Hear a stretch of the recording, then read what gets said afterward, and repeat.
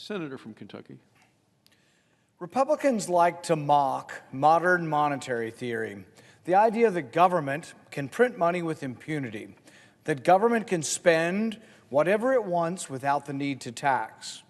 Modern monetary theory is basically the Dick Cheney deficits don't matter crowd, trussed up with a new fancy title.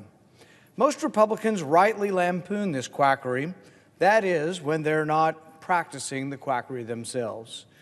Today, many of these same Republicans will vote for a bill that makes modern monetary theory look like child's play in comparison. The monster spending bill presented today is not just a deficits don't matter disaster, it is everything Republicans say they don't believe in. This bill is free money for everyone. Proponents don't care if you're fully employed or own your own house or own your own business. Free money for everyone, they cry. And yet, if free money were the answer, if money really grew on trees, why not give more free money? Why not give it out all the time? Why stop at $600 a person? Why not $1,000? Why not $2,000? Maybe these new free money Republicans should join the Everybody Gets a Guaranteed Income caucus. Why not $20,000 a year for everybody? Why not $30,000? If we can print up money with impunity, why not do it?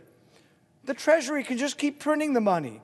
That is, until someone points out that the emperor has no clothes and that the dollar no longer has value.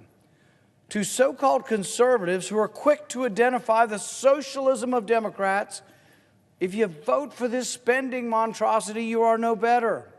When you vote to pass out free money, you lose your soul and you abandon forever any semblance of moral or fiscal integrity.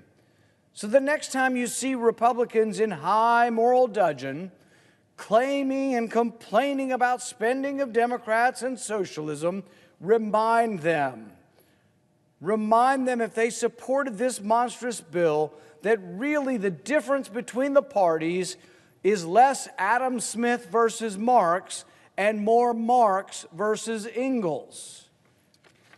How bad is our fiscal situation? Well, the federal government brought in $3.3 trillion last year and spent $6.6 trillion. The deficit last year, a record-busting $3.3 trillion. If you're looking for more COVID bailout money, we don't have any. The coffers are bare. We have no rainy day fund. We have no savings account. Congress has spent all the money long ago. The economic damage from this pandemic is not the reason for this runaway spending. This spending's been going on for decades. Every year, even before we get to all the extra COVID-free money, we've been spending $1 trillion we don't have. Today's money is gone. So Congress is spending tomorrow's money. The spending chart is a red line of red ink that goes on forever. When we talk about spending tomorrow's money, it's not just the money that we need next month, it's the money we might need in a decade. It's the money we will need in 1, 2, 3 generations from now. For national defense, for infrastructure. This is the money that your children and your grandchildren will pay back with interest. The deficit doubling and tripling. Under George Bush, it went from $5 trillion to $10 trillion. Under President Obama, it went from 10 to 20 trillion. We're now at 27 trillion, but we're adding it at $1 trillion a year before we get to this COVID budget-busting bailout. Every tax-paying American already owes over $136,000, and they're staring at projections into the future that show no end. We are $27 trillion in debt today. How do we expect a child to have the economic opportunity when this crushing debt is their inheritance from Congress? The numbers are mind-boggling. It's hard to conceive of what $1 billion is, much less $1 trillion. How big is a billion? Well, 1 billion seconds ago was 1988, and Reagan was president. 1 billion minutes ago Jesus walked the shore of the Sea of Galilee. 1,000,000,000 hours ago, man still lived in caves. But $1 billion ago was just 80 minutes ago. $1 billion ago, at the rate Congress spends money, was just 80 minutes ago. All of this should be setting off alarm bells.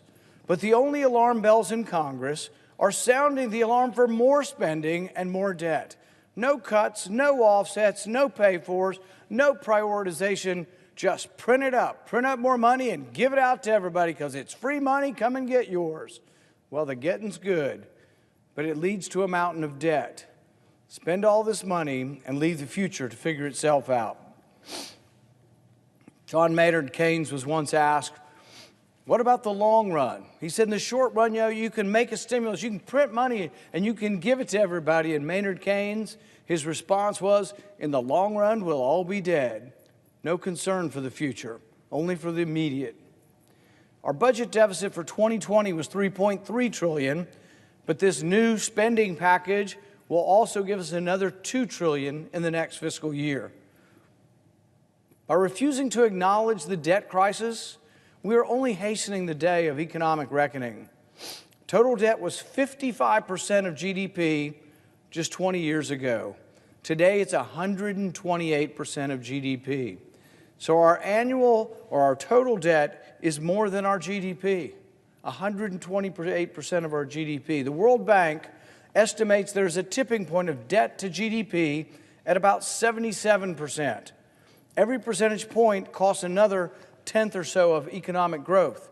So every year we're giving up somewhere between 5 to 8% of growth every year because of this burden of debt. This is thousands of jobs every year, tens of thousands of jobs that we lose because of this burden of debt. We are borrowing and worsening this debt crisis in part because too many governors and mayors have imposed heavy-handed restrictions that crush business.